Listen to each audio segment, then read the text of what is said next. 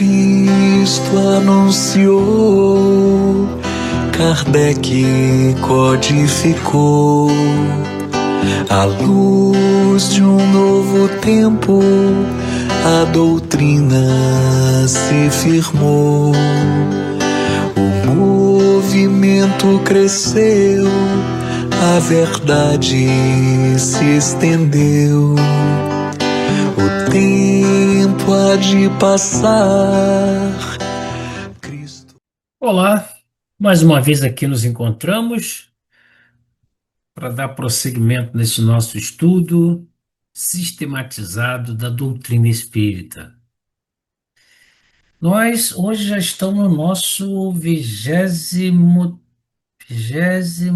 primeiro encontro. Estamos falando de Deus, estamos no nosso módulo 3 que fala de Deus, e hoje nós vamos falar de atributos. Talvez eu divida esse atributos em duas partes, porque, como eu já disse, o nosso objetivo é levar a doutrina espírita de uma maneira muito consciente, oferecer essa oportunidade de você conhecer a doutrina espírita. E falar de Deus é uma coisa muito grandiosa, principalmente dentro da doutrina espírita. Lembro que nós estamos hoje no nosso encontro 21º, mas todos os outros 20 encontros estão na nossa playlist do YouTube da Sociedade Espírita Allan Kardec em Saquarema, SEAC. Solicitamos que vejam, que qualquer dúvida, questione. No final do vídeo a gente coloca lá os nossos contatos, façam contatos, para que a gente possa esclarecer. Conhecimento não é para você aceitar, tô jogando de goela abaixo, não é para que você possa analisar e compreender se é viável ou não. Vamos então ao nosso estudo. Aí então, né, o estudo sistematizado da doutrina espírita. Estamos trabalhando esse programa fundamental, tomo 1 da Federação Espírita Brasileira, uma edição revisada, para que a gente possa, então, ter um parâmetro. Então, nós estamos trabalhando agora com Deus, né? Estamos falando de Deus e nós já falamos dos conceitos e as provas filosóficas da sua existência, e agora nós vamos estar falando dos atributos da divindade. Como nós espíritas entendemos esse atributo da divindade. Então, falar dos atributos de Deus dentro dessa visão é uma coisa maravilhosa. Jesus, lá em Mateus 23:9, né? Mateus registra a passagem de Jesus, onde Jesus vai dizer que e a ninguém na terra chameis vosso Pai, porque um só é o vosso Pai, o qual está nos céus, né, no universo, criando todo o universo. Esse é o Deus que Jesus o chamava de Pai, o Criador, nosso Senhor. Lá na questão número 10 do Livro dos Espíritos, Kardec pergunta aos mensageiros da espiritualidade: pode o homem compreender a natureza íntima de Deus? E os espíritos respondem: não. Falta-lhe para isso sentido.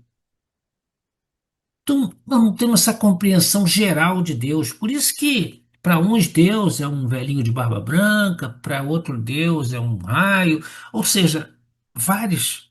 Porque nós não temos sentido para compreender Deus. Seria a mesma coisa de nós falarmos: explique para um cego de nascença como é a cor vermelha. Que palavras, que sentido eu tenho para explicar isso? Nós temos, que a gente aprende nos bancos escolares, né, 5 sentidos, né? Olfato, tato, audição, visão, paladar. Nós já trabalhamos hoje de forma tranquila com o sexto sentido, que esse algo a mais, esse sentido não está nesses sentidos humanos. Então, além desse sentimento, desse sentido que nós fisicamente possuímos, a espiritualidade diz que falta esse sentido para essa compreensão de Deus. Na pergunta 11, Kardec se direciona à espiritualidade e diz: será dado um dia ao homem compreender o mistério da divindade? Será que um dia nós vamos ter essa capacidade dessa compreensão? E os Espíritos diz que quando não mais tiver o espírito obscurecido pela matéria, aquela matéria dos cinco sentidos, quando pela sua perfeição se houver aproximado de Deus, ele o verá e compreenderá. Falta muito para compreender essa energia de Deus. Como é que a gente pode compreender Deus hoje? Como é que a gente pode hoje sinalizar Deus? Por isso que tem que ter esse entendimento, tem que ter essa crença, tem que ter essa fé de que existe um ser maior. Senão a gente cai no populismo, né, de muitas pessoas que dizem que Deus não existe. Assim como Nietzsche, né, matou Deus. A inferioridade das faculdades do homem não lhe permite compreender a natureza íntima de Deus. Essa inferioridade nossa. Falta um pouco mais para que nós possamos compreender esse Deus de amor. Na infância da humanidade, o homem o confunde muitas vezes com a criatura, cujas imperfeições lhe atribui.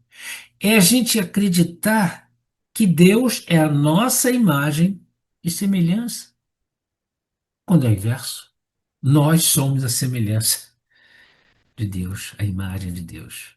Mas à medida que nele se desenvolve o sentido moral, aí não está falando do intelectual, o sentido moral, seu pensamento penetra melhor no âmago das coisas. Então, faz ideia mais justa da divindade. E ainda que sempre incompleta, mais conforme a sã razão.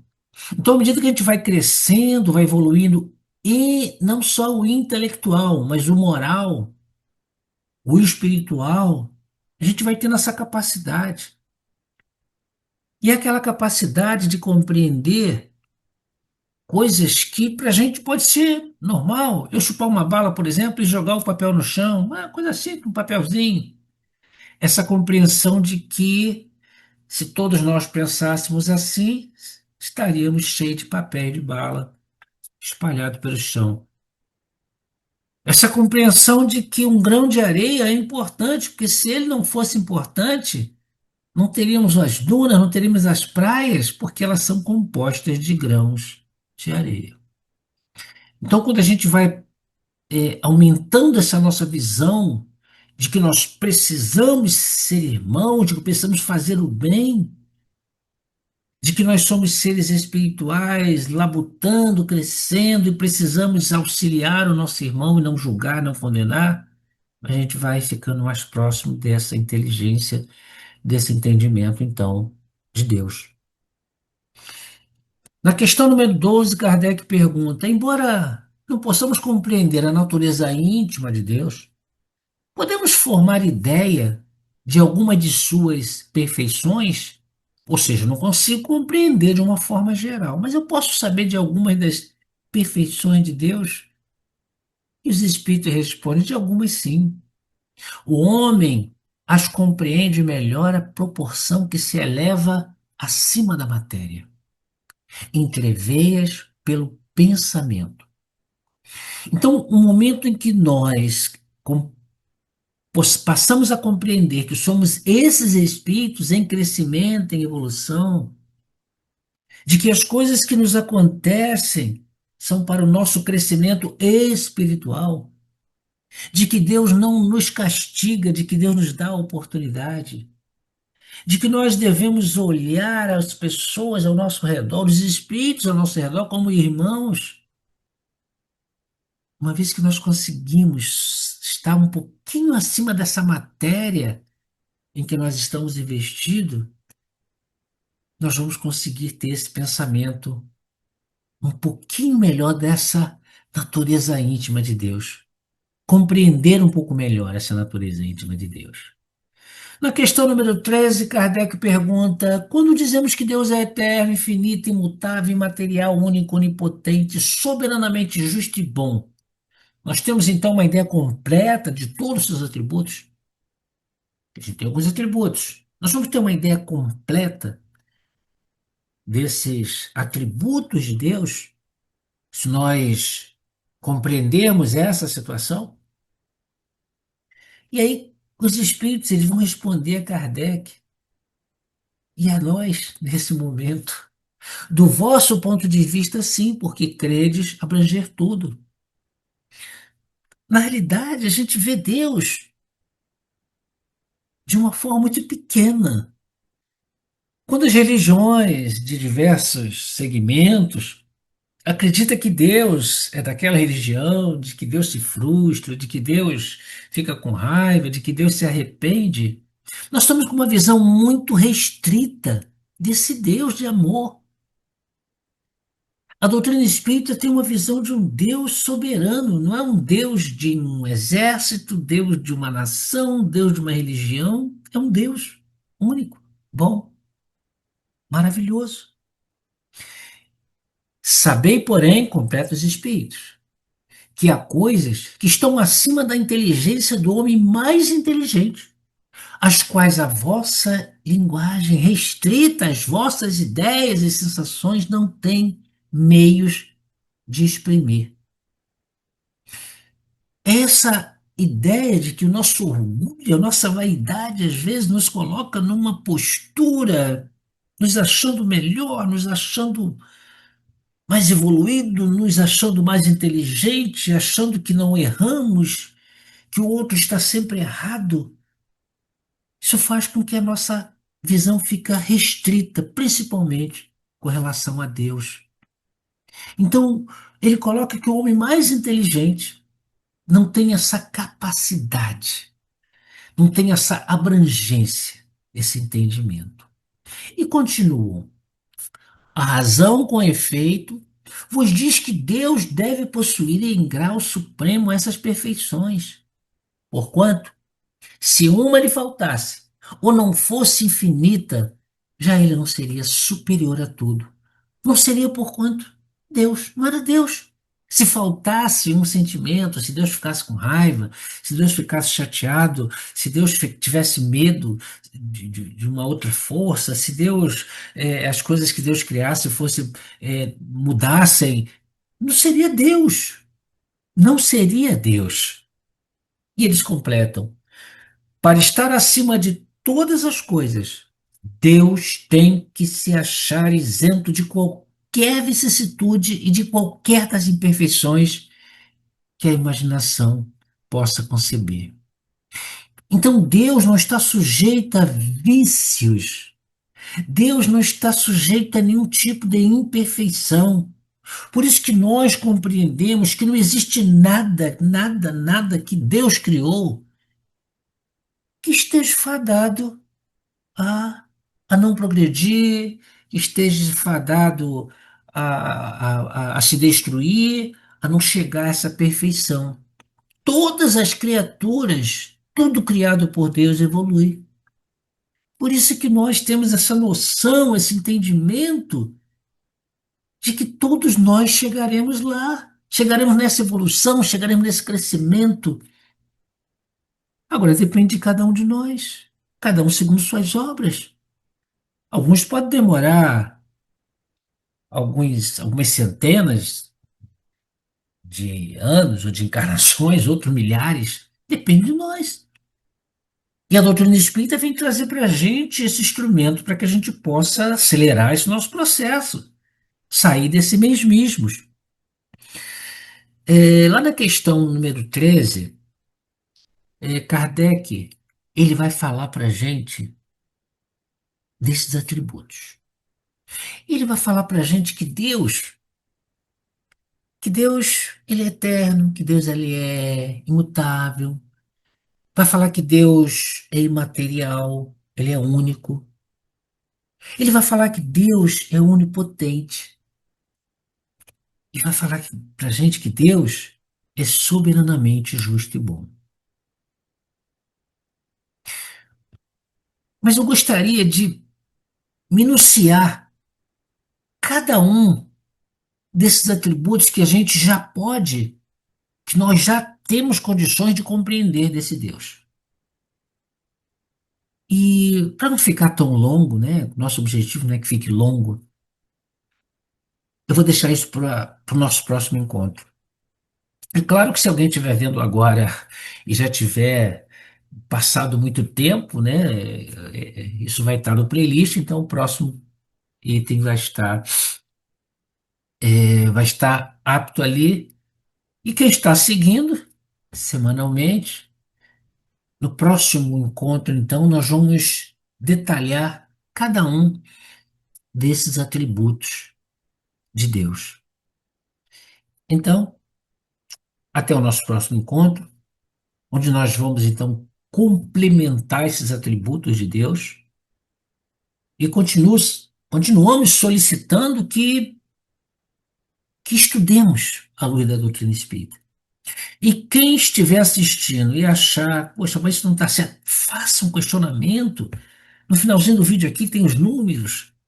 Mas se você gostou, você acha que é interessante, você acha que vale a pena, sabe?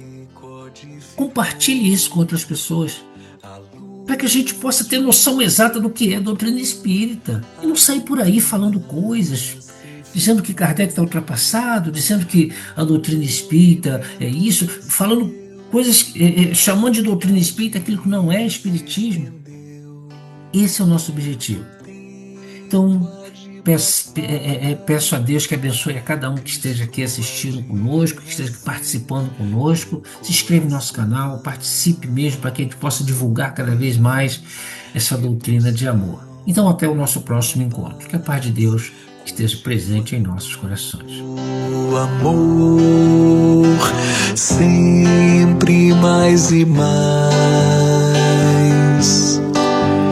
No futuro, quando o homem outros mundos habitar, aqui no infinito ou em qualquer lugar, de certo encontrará a mesma lei natural, regendo a sinfonia da vida universal.